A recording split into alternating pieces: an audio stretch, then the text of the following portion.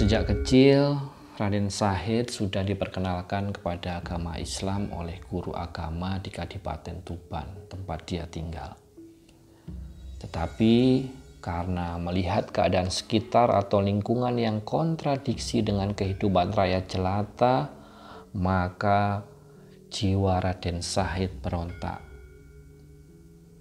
Gelora jiwa muda Raden Syahid seakan meledak-ledak manakala melihat praktek oknum pejabat Kadipaten Tuban di saat menarik pajak pada penduduk atau rakyat jelata.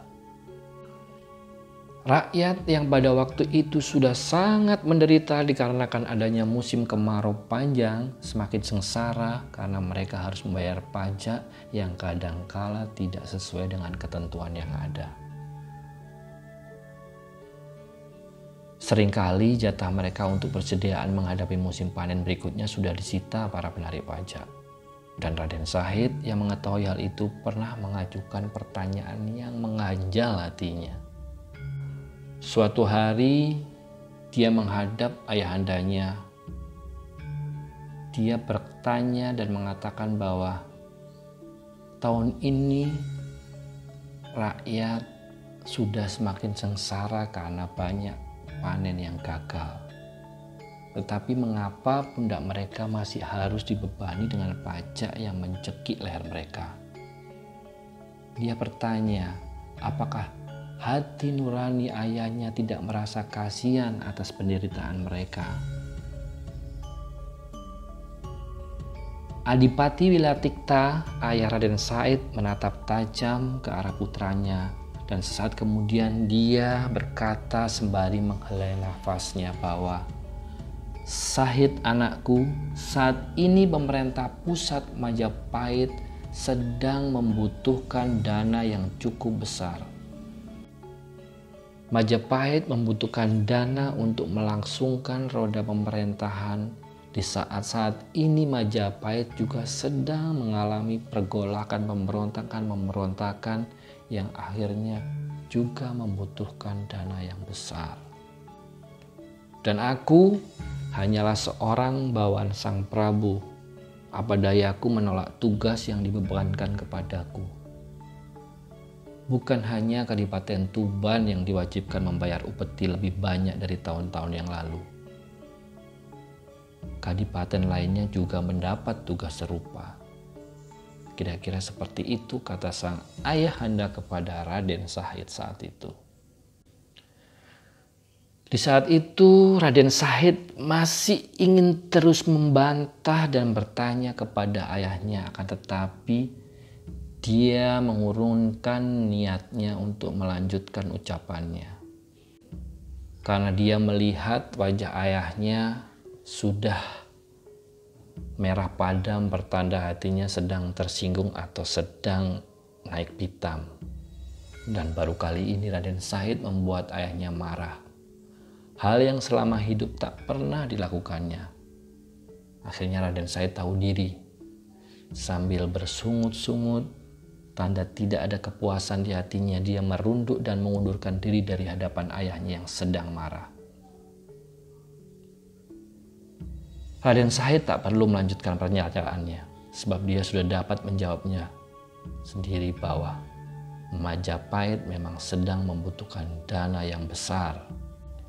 Karena negeri itu sering menghadapi kekacauan, baik memadamkan pemberontakan maupun terjadinya perang saudara yang berlarut-larut.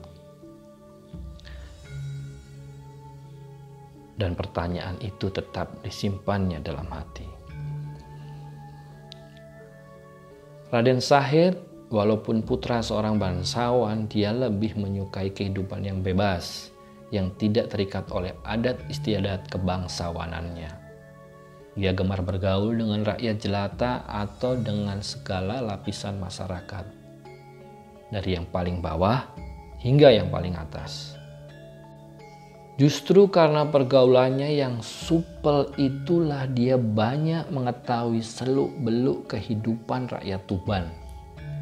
Niat untuk mengurangi penderitaan rakyat sudah disampaikan kepada ayahnya, tapi agaknya ayahnya tak bisa berbuat banyak. Raden Syahid cukup memahami posisi ayahnya sebagai adipati bawahan Majapahit. Tetapi niat dia dalam hati tidak pernah padam. Apa yang terjadi?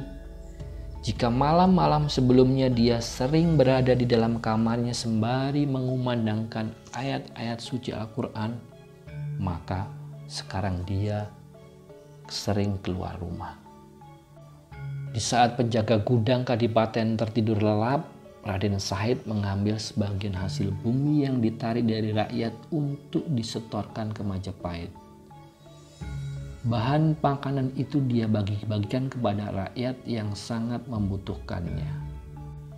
Tentu saja rakyat yang tak tahu apa-apa itu menjadi kaget bercampur girang menerima rejeki yang tak pernah mereka duga. Walau mereka tak pernah tahu siapa gerangan yang memberikan rejeki itu, sebab Raden Syahid melakukannya di malam hari secara sembunyi-sembunyi. Bukan hanya rakyat yang terkejut atas rejeki yang seakan turun dari langit itu, penjaga gudang kadipaten juga merasa kaget. Hatinya tidak karuan karena makin hari barang yang hendak disetorkan ke pusat kerajaan Majapahit itu makin berkurang. Mereka ingin mengetahui siapakah pencuri barang hasil bumi di dalam gudang itu. Suatu malam, mereka sengaja mengintip dari kejauhan dari balik sebuah rumah tak jauh dari gudang kadipaten. Dan dugaan mereka benar, ada seseorang yang membuka pintu gudang. Hampir terkaget-kaget penjaga gudang itu setelah tahu bahwa pencuri itu adalah Raden Syahid, putra junjungan mereka sendiri. Antara rasa percaya dan tidak percaya, mereka harus menghadapi hal ini. Untuk melaporkannya sendiri kepada Adipati Wilatikta, mereka tidak berani, khawatir dianggap membuat fitnah. Akhirnya, para penjaga itu meminta beberapa saksi dari sang adipati untuk memergoki pencuri yang mengambil hasil bumi rakyat yang tersimpan di gudang. Dan Raden Syahid sendiri tak pernah menyangka bahwa malam itu perbuatannya bakal ketahuan. Ketika hendak keluar dari gudang sambil membawa makanan, tiba-tiba 3 orang prajurit kadipaten menangkapnya beserta barang bukti yang dibawanya. Raden Syahid pun dibawa ke hadapan ayahnya. Saat itu ayahnya sangat marah dan murka. Ayahnya berkata apa yang kurang diberikan kepadanya sehingga dia harus mencuri dari gudang. Padahal kehidupan sehari-hari Raden Syahid bisa makan sekenyang-kenyangnya tanpa ada larangan. Saat dicerca beberapa pertanyaan dari ayahandanya, Raden Syahid tetap membisu tidak mengeluarkan suara. Dalam hatinya dia hanya berbisik, biarkan tidak ada yang tahu apa yang kuambil dan kuberikan kepada siapa. Adipati Wilatikta akhirnya semakin marah melihat sikap Raden Syahid yang membisu tanpa berbicara satu kata pun dan menjawab pertanyaan ayahnya. Akhirnya Raden Syahid harus mendapatkan hukuman karena kejahatan mencuri itu baru pertama kali dilakukannya, maka dia hanya mendapat hukuman cambuk 200 kali pada tangannya. Kemudian dilanjutkan, dia harus disekap beberapa hari dan tidak boleh keluar dari kamar.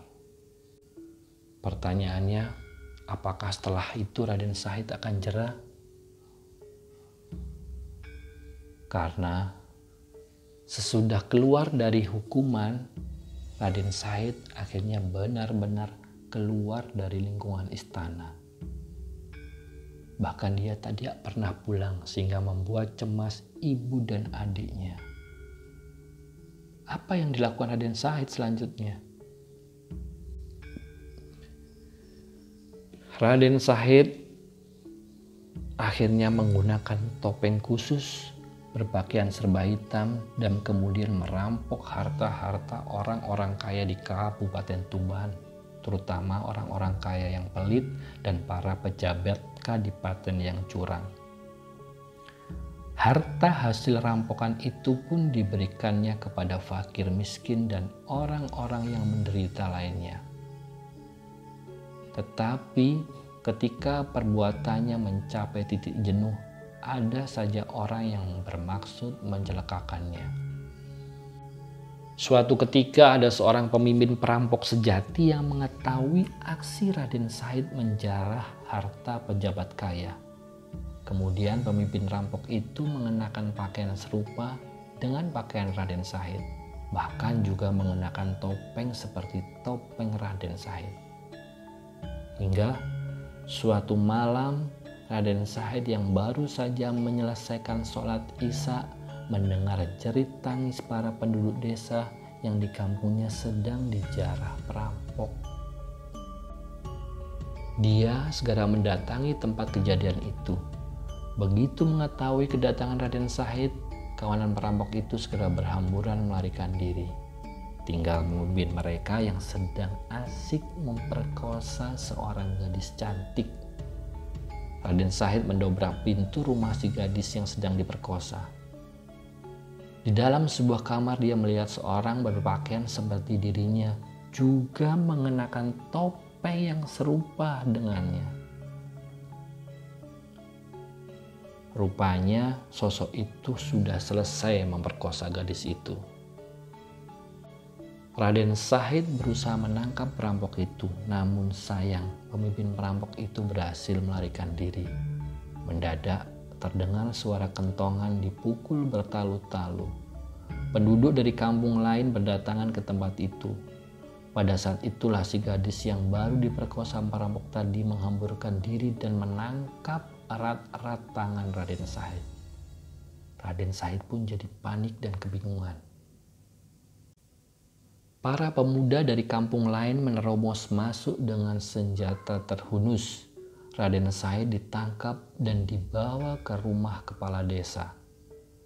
Kepala desa yang merasa penasaran mencoba membuka topeng di wajah Raden Syahid. Begitu mengetahui siapa orang di balik topeng itu, sang kepala desa jadi terbungkam diam. Dia sama sekali tak sangka bahwa perampok itu adalah putra junjungannya, yaitu Raden Syahid. Gegerlah masyarakat pada saat itu. Raden Syahid dianggap sebagai perampok dan pemerkosa. Si gadis yang diperkosa adalah bukti kuat dan saksi hidup atas kejadian itu. Sang kepala desa masih berusaha menutup aib junjungannya. Diam-diam ia membawa Raden Syahid ke istana Kadipaten Tuban tanpa diketahui orang banyak. Tentu saja sang adipati ayahanda Raden Syahid menjadi murka. Sang adipati yang selama ini selalu merasa sayang dan selalu membela anaknya, kali ini juga naik pitam. Dan akhirnya Raden Syahid diusir dari wilayah Kadipaten Tuban. Bahkan sang ayah berkata langsung kepada Raden Syahid saat mengusirnya. Dia mengatakan bahwa Raden Syahid harus pergi dari Kadipaten Tuban ini dan melarangnya kembali sampai dia dapat menggetarkan dinding-dinding istana Kadipaten Tuban dengan ayat-ayat Al-Quran yang sering dibacanya di malam hari. Sang ayah Adipati Wilatikta juga sangat terpukul atas kejadian itu. Raden Syahid yang diharapkan dapat menggantikan kedudukannya selaku Adipati Tuban ternyata telah menutup kemungkinan ke arah itu. Sirna sudah segala harapan sang Adipati. Hanya ada satu orang yang tak dapat mempercayai perbuatan Raden Syahid, yaitu adiknya sendiri, Dewi Rasawulan. Dewi Rasawulan sang adik tidak pernah percaya bahwa kakaknya melakukan perbuatan itu, karena dia tahu kakaknya berjiwa bersih. luhur dan sangat tidak mungkin melakukan perbuatan keji. Hati siapa yang tak akan hancur mengalami peristiwa seperti itu? Raden Syahid yang bermaksud menolong fakir miskin dan penduduk yang menderita, tapi akibatnya justru dia sendiri yang harus menelan derita. Diusir dari Kadipaten Tuban. Tapi itulah peristiwa yang memang harus dialami oleh Raden Syahid. Seandainya tidak ada fitnah seperti itu, barangkali Raden Syahid tidak bakal menjadi seorang ulama besar, seorang wali yang dikagumi oleh seluruh penduduk tanah Jawa. Raden Syahid betul-betul meninggalkan Kadipaten Tuban. Dan adiknya Dewi Rasawulan yang sangat menyayangi kakaknya itu merasa kasihan. Tanpa sepengetahuan ayah dan ibunya, dia meninggalkan istana Kadipaten Tuban untuk mencari kakaknya untuk diajak pulang. Tentu saja sang ayah dan ibu kelabakan mengetahui hal ini. Segera saja diperintahkan puluhan prajurit Tuban untuk mencari Dewi Rasawulan yang akhirnya tak pernah ditemukan oleh mereka. Di dalam babat Tanah Jawa dikisahkan bahwa nanti Dewi Rasawulan pada akhirnya telah ditemukan oleh Empu Supo, seorang tokoh zaman Majapahit yang menjadi murid Sunan Kalijaga, yang kemudian Dewi Rasawulan dijodohkan dengan Empu Supo dan kembali ke Tuban bersama diantar Sunan Kalijogo yang tak lain kakaknya sendiri. Pertanyaannya, kemanakah Raden Syahid sesudah diusir dari Kadipaten Tuban? Ternyata ia mengembara tanpa tujuan pasti. Dan akhirnya dia menetap di hutan Jatiwangi. Selama bertahun-tahun dia menjadi perampok budiman. Mengapa disebut perampok budiman? Karena hasil rampokannya itu tidak pernah dimakannya. Sama seperti dulu, selalu diberikan kepada fakir miskin, yang dirampoknya hanya hartawan atau orang kaya yang kikir yang tidak menyantuni rakyat jelita. Di hutan Jatiwangi dia membuang nama aslinya. Orang menyebutnya sebagai Brandal Lokajaya. Pada suatu hari ada seorang berjubah putih lewat di hutan Jatiwangi. Dari jauh Brandal Lokajaya sudah mengincarnya. Orang itu membawa sebatang tongkat yang gagangnya berkilauan. Brandal Lokajaya berkata dalam hatinya bahwa tongkat itu pasti dari emas dan dia siap-siap untuk merampoknya. Terus diawasinya orang tua berjubah putih itu. Setelah dekat, dia hadang langkahnya sembari meminta orang tua itu untuk memberikan tongkatnya. Dan Brandal Lokajaya pun berkata, "Orang tua, untuk apa kau pakai tongkat? Tampaknya kau tidak buta, sepasang matamu masih awas dan kau juga masih kelihatan tegar." Lelaki berjubah putih itu tersenyum, wajahnya ramah. Dengan suara lembut dia berkata, "Anak muda, perjalanan hidup manusia itu tidak menentu. Kadang berada di tempat terang, kadang berada di tempat gelap. Dengan tongkat ini, aku tidak akan tersesat bila berjalan dalam kegelapan. Tapi hari ini masih siang, tanpa tongkat saya kira kau tidak akan tersesat berjalan di dalam hutan ini," sahut Raden Syahid. Kembali lelaki berjubah putih itu tersenyum arif. "Anak muda, perjalanan hidup manusia tidak menentu. Kadang berada di tempat terang, kadang berada di tempat gelap. Dengan tongkat ini aku tidak akan tersesat bila berjalan dalam kegelapan. Tetapi hari ini masih siang. Dengan tongkat atau tanpa tongkat pun kau tidak akan tersesat berjalan di hutan ini," sahut Raden Syahid. Anak muda, tongkat adalah pegangan.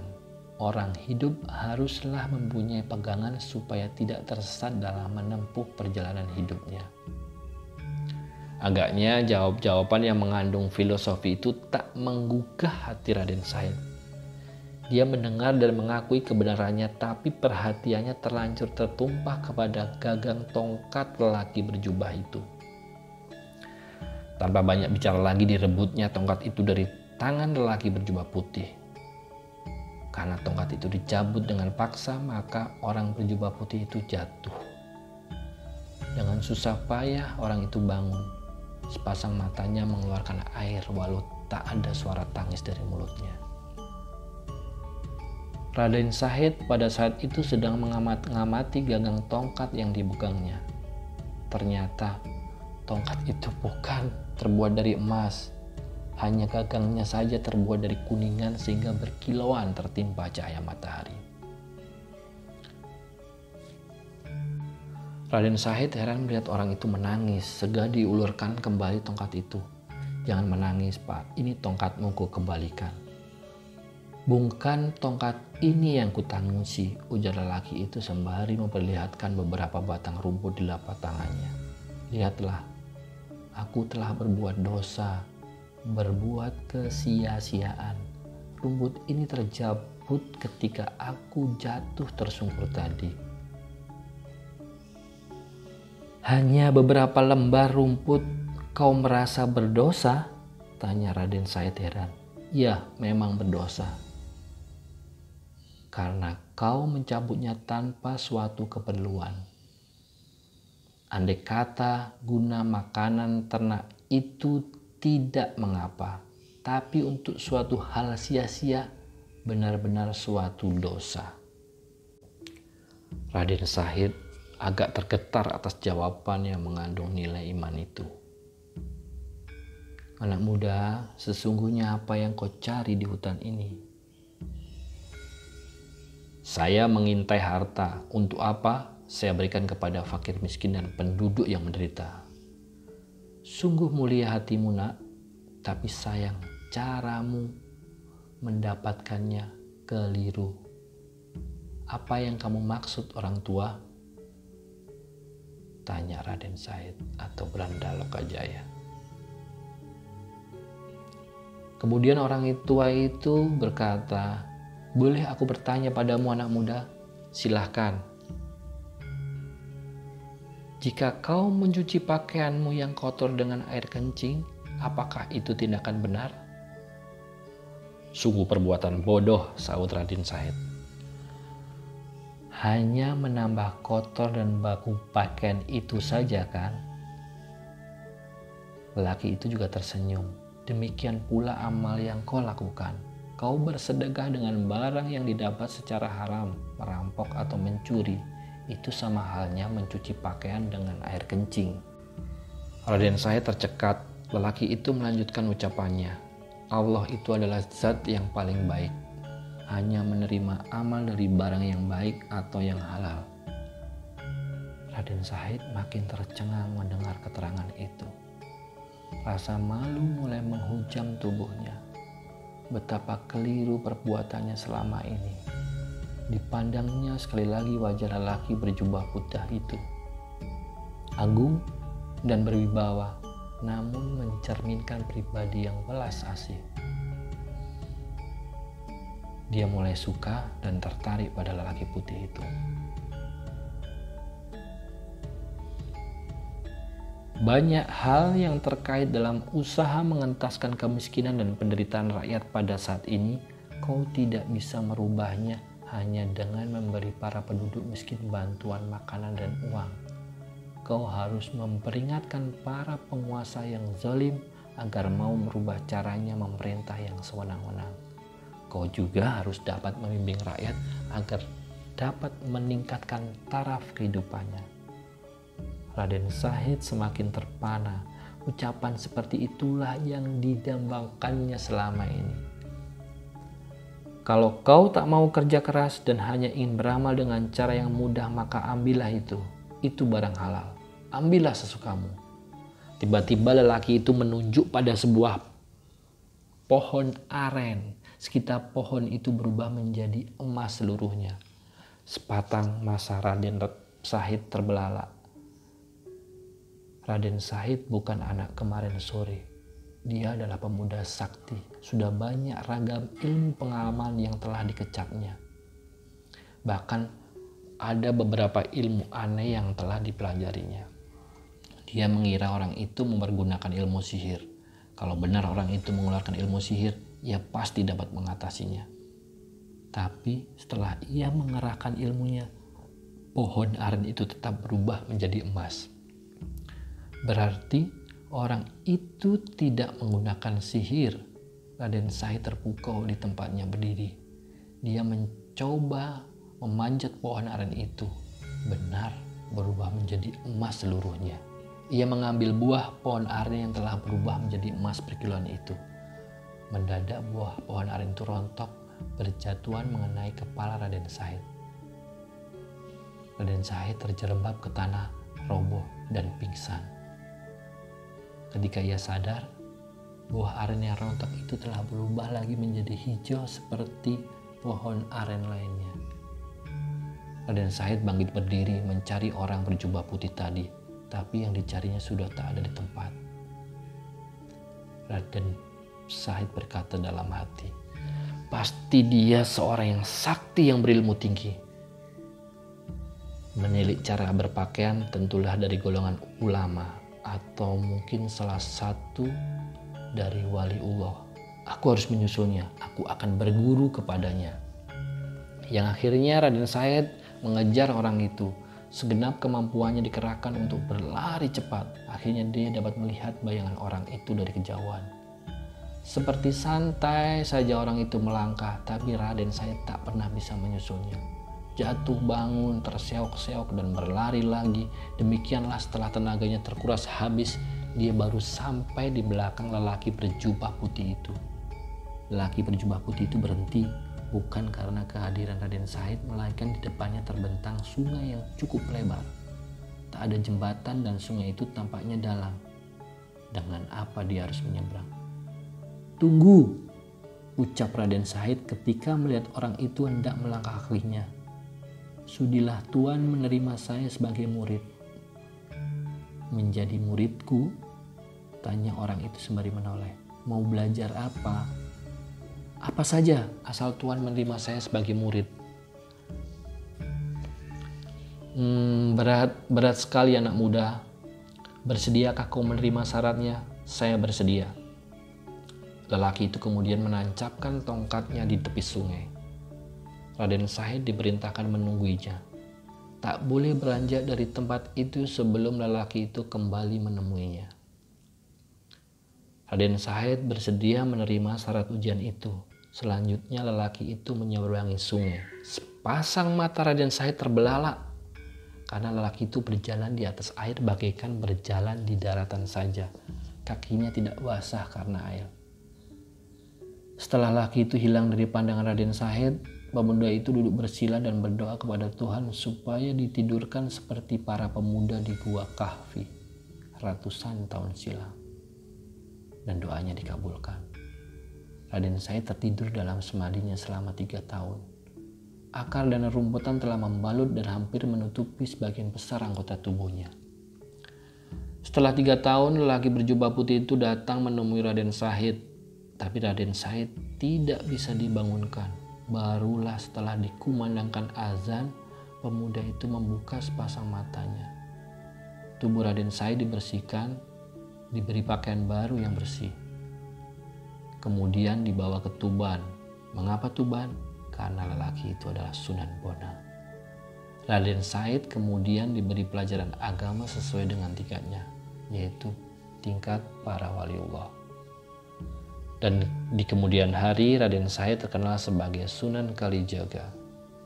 Kalijaga artinya orang yang menjaga sungai. Dan ada yang mengartikan Sunan Kalijaga adalah penjaga aliran kepercayaan yang hidup pada masa itu. Dijaga maksudnya supaya tidak membahayakan umat, melainkan diarahkan kepada ajaran Islam yang benar. Ada juga yang mengartikan legenda pertemuan Raden Said dengan Sunan Bonang hanyalah sekedar simbol saja. Kemanapun Sunan Bonang pergi selalu membawa tongkat atau pegangan hidup. Itu artinya Sunan Bonang selalu membawa agama, membawa iman sebagai penunjuk jalan kehidupan. Raden Said kemudian disuruh menunggui tongkat atau agama di tepi sungai. Itu artinya Raden Said diperintah untuk terjun ke dalam kancah masyarakat Jawa yang banyak mempunyai aliran kepercayaan dan masih berpegang pada agama lama. Sunan Bonang yang mampu berjalan di atas sungai tanpa ambles ke dalam sungai, bahkan sedikit pun ia tidak terkena percikan air, juga diartikan bahwa Sunan Bonang dapat bergaul dengan masyarakat yang berbeda agama tanpa kehilangan identitas agama yang dianut oleh Sunan Bonang sendiri, yaitu Islam. Raden Said sewaktu bertapa di tepi tubuhnya tidak sampai hanyut ke aliran sungai. Hanya daun, akar, dan rumputan yang menutupi sebagian besar anggota tubuhnya. Itu artinya Raden Said bergaul dengan masyarakat Jawa. Adat istiadat masyarakat dipakai sebagai alat dakwahnya dan diarahkan kepada ajaran Islam yang bersih. Namun usaha itu tampaknya sedikit mengotori tubuh Raden Said, dan setelah 3 tahun Sunan Bonang membersihkannya dengan ajaran-ajaran Islam tingkat tinggi sehingga Raden Said masuk ke golongan para wali. Dan pengetahuan agamanya benar-benar telah cukup untuk dipergunakan menyebarkan agama Islam. Demikian kira-kira tafsiran dari kisah legenda pertemuan Raden Said dan Sunan Bonang. Bagaimana kelanjutannya? Kita tunggu kisah selanjutnya.